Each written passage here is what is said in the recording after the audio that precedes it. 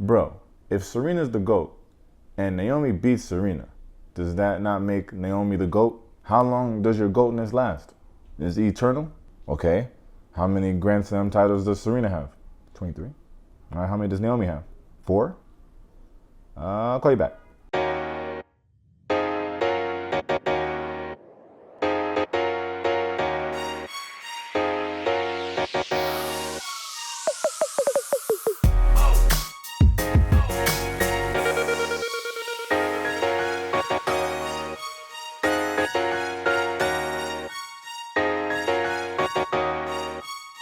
Alright, welcome to Taste Take. If you're new here, I do spoiler-free movie and TV reviews. Give you a little background, just let you know if I think it's worth checking out or not.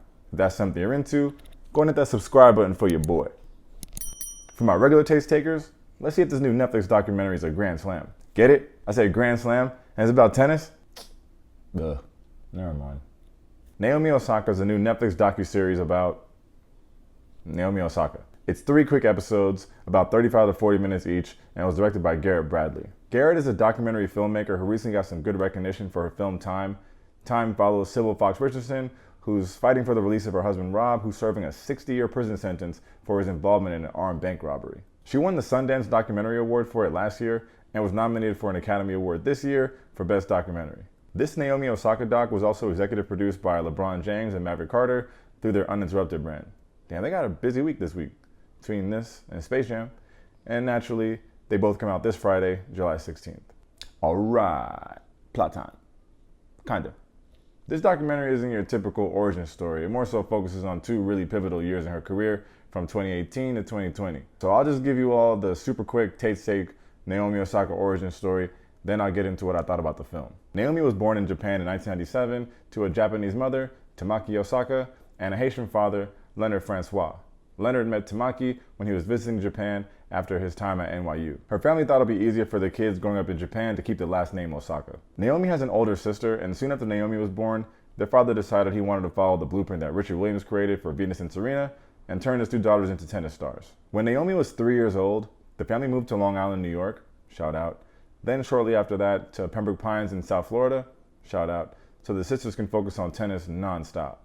So yes, Naomi's been playing this game since she was 3 years old. Fast forward, and Naomi is one of the world's biggest tennis stars and was the first Asian player to become ranked #1. So we're watching what life looks like now for the 23-year-old girl from Japan who is suddenly the highest paid female athlete in the world, just trying to find her space and her voice. And now we got a docuseries. So what's my take? I think I just expected to know much more about Naomi by the end of this than I actually did. In all fairness, maybe this wasn't the best time to do a documentary on Naomi Osaka. She's 23 years old, in the prime of her career, and she's super shy. So we're not getting the kind of answers that we'd get a little bit later down in her career. It just felt less like a documentary and more like an episode of MTV's Diary. Hopefully somebody remembers that show. You think you know, but you have no idea. This is the Diary of Aliyah. Either way, let's get into some of the positives. Number 1, it shows that she's just a nice person. She's obviously super quiet, but I think the documentary does a good job of explaining why. Like I said, she's been training non-stop since the age of 3 years old. She's also homeschooled, so she never had like a normal group of friends or just social interactions outside of her family, so yeah, it makes sense. Number 2, if you're a tennis fan, you do get to see a good amount of the actual sport.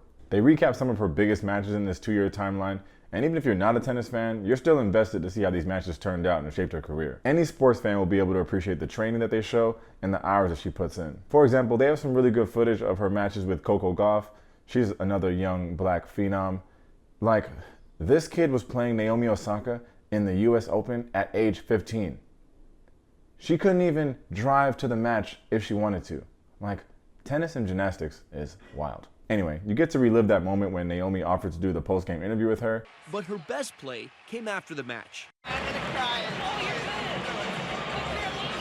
Osaka encouraging Gauff to join her in the courtside interview, typically reserved for the victors. I'm gonna like cry the whole way.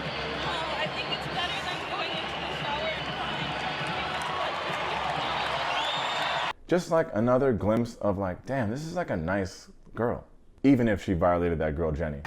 Firstly, do you like to be called Jenny or Jennifer? Okay. Firstly, I want to congrat Jennifer. We played in the semis of the US. Like, why did you ask? He wasn't gonna. Ugh, savage. Anyway, number 3, it was interesting to see the impact that 2020 had on her journey. And I'm not just talking about the pandemic, because one of her biggest mentors and friends was Kobe Bryant. So the documentary does show how his death affected her. Still affecting me right now. It'll always affect me. It will never not affect me.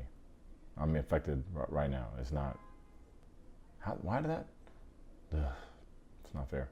Beyond that, she was one of the athletes that made a public statement against police brutality and in support of the Black Lives Matter movement. Now, it's one thing to be an NBA team and tell the league, hey, we're not playing today, or be an NFL team and decide to take a knee and lock arms. But in an individual sport like tennis, there's no team vote. There's no decision on how we protest. It's just Naomi.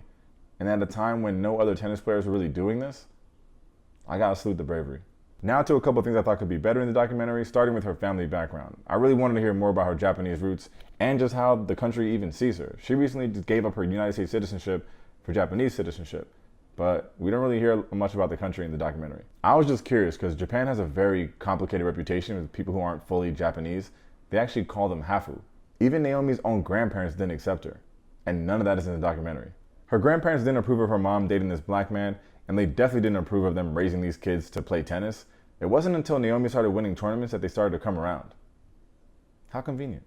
Anyway, beyond that, as we all know, she's half Haitian, but it wasn't until like the last 5 minutes of the documentary where we go to Haiti and learn about the Osaka Foundation that she started down there.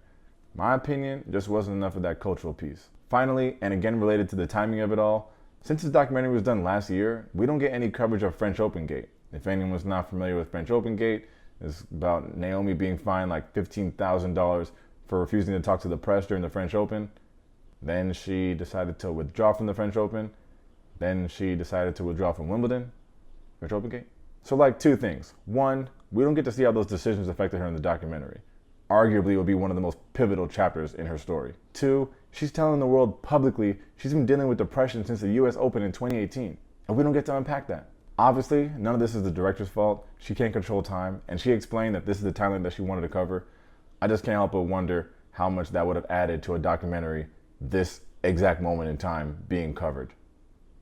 It would probably be cool to see her thought process, backlash, support from her peers. At the same time, will Netflix now have to go out and ask Naomi Osaka, who just complained about too much press and media coverage, to promote this documentary in front of the press and the media? Personally, I think what she did at the French Open is going to get these tournaments to reevaluate how they look at press coverage and how they handle prioritizing the mental well-being of their players, many of whom are super young. If any one of those reporters isn't feeling well, they get to take a day off with no penalty. I do think athletes should be speaking to the press. It's part of their job.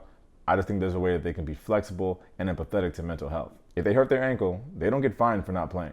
I'm going to give Naomi Osaka 3 stars. It's obviously worth the watch since she's one of the most impressive athletes we've seen in a long time. Since she's so quiet and shy, it's good to have documentaries like this that we can get some insight into the mind of these athletes. I guess I just wanted a little bit more by the end of it. Like, they show her boyfriend Corday a couple times in the documentary, but we don't even get to learn how they met or why they like each other. It just feels like a couple missed opportunities. Again, like her Japanese and Haitian background, how she deals with her mental health. I just wanted a little bit more. I guess maybe we do have to wait for a part 2. The important thing is we're getting a great look at how much of a hard worker she is and just how seriously she takes the game, as well as a glimpse at how, slowly but surely, she's finding her voice on some relevant issues that are affecting our country and our community. No matter what I say, it's worth the watch, and kudos to Garrett Bradley and LeBron for highlighting this black excellence, if for nothing else than to show that you can be the absolute best in your field at something and still navigate this world with an elite level of kindness. Naomi asks in the documentary, what would I be if I'm not a good tennis player? And I think we're starting to see that even without the game, you still be a stellar human being. Naomi Osaka comes to Netflix this Friday, July 16th. As always, thanks for checking out Taste Take. If you enjoy the video, make sure to hit that like and that subscribe button. In the comments, let me know if you plan on checking this out. What did you think about it if you have checked it out? Is Naomi the GOAT? Is Serena the GOAT? I guess Serena's the GOAT. But Naomi could be the GOAT if she keeps it up. Thanks for the time, y'all. Peace.